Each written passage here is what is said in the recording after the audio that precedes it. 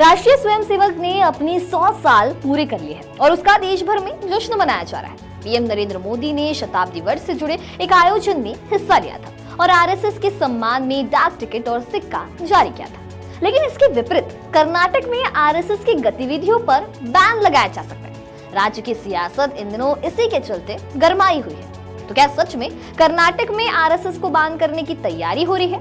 संघ पर अब तक कितनी बार बैन लगे हैं और ये पूरा मामला क्या है, जानते हैं इस वीडियो के जरिए।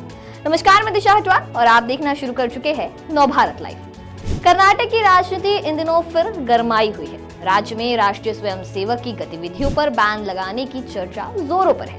इसी बीच मुख्यमंत्री सिद्धारमैया के बेटे यतींद्र सिद्धारमैया ने संघ पर तीखा हमला बोला है। उन्होंने संघ की तुलना सीधे तालिबान से कर दी। यतींद्र ने कहा, आरएसएस की मानसिकता तालिबान जैसी है। दोनों मानते हैं कि केवल एक ही मजहब और विचारधारा वाले लोग रह सकते हैं। राज्य के भीतर इस बयान ने राजनीतिक हलचल तेज कर दी है। दरअसल कांग्रेस नेता और कर्नाटक के आईटी मंत्री प्रियांक खरगे ने सीएम सिद्धारमैया को एक पत्र लिखकर आरएसएस की गतिविधियों पर पाबंदी लगाने की मांग की थी। इस पत्र को संज्ञान में लेते हुए सीएम ने राज्य की मुख्य सचिव को आदेश दिया है कि संघ की गतिविधियों की जांच की जाए और रिपोर्ट के आधार पर आगे की कार्रवाई की जाए।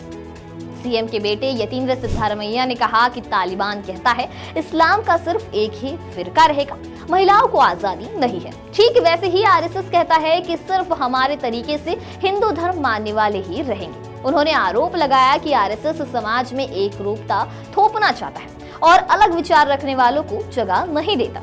आरएसएस पर बैन की चर्चाओं को लेकर बीजेपी ने कांग्रेस सरकार पर सीधा निशाना साधा है। पूर्व मुख्यमंत्री बीएस येदियुरप्पा के बेटे और बीजेपी नेता बीवाई विजेंद्र ने कहा कि आरएसएस की विचारधारा राष्ट्रवाद और सामाजिक सुधार की है, उस पर कोई प्रतिबंध नहीं लगाया जा सकता। बीजेपी ने कहा कि कांग्रेस इस तरह के बयानों से जनता का ध्यान असली मुद्दों से भटकाना चाहती है। वहीं यतींद्र सिद्धारमैया ने आगे कहा कि आरएसएस खुद को बहुत बड़ा संगठन कहता है। दिल्ली में उनके पास अरबों की इमारत है, लेकिन उनका रजिस्ट्रेशन तक नहीं है। यह कानून के खिलाफ है। उन्होंने कहा कि हर संस्था को कानून के दायरे में रहकर काम करना चाहिए, चाहे वह कितनी भी प्रभावशाली क्यों न हो। राज्य के आईटी मंत्री प्रियांक खरगे के अलावा वरिष्ठ कांग्रेस नेता बीके हरिप्रसाद ने भी आरएसएस की गतिविधियों पर रोक लगाने का समर्थन किया है। उनका कहना है कि कानून के मुताबिक हर संगठन की जांच होनी चाहिए, चाहे वह कितना भी पुराना क्यों न हो।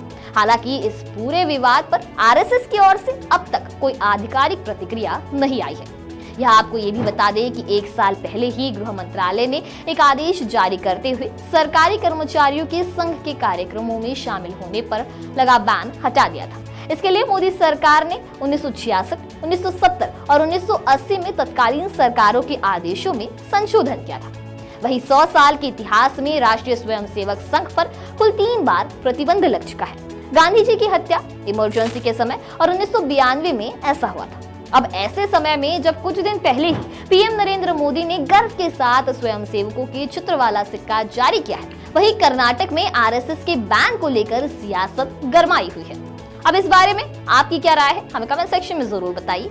वीडियो पसंद आया होगा तो इसे लाइक और शेयर करना ना भूलें और ऐसे ही तमाम अपडेट से जुड़े रहने के लिए बने रहे नवभारत लाइव के साथ।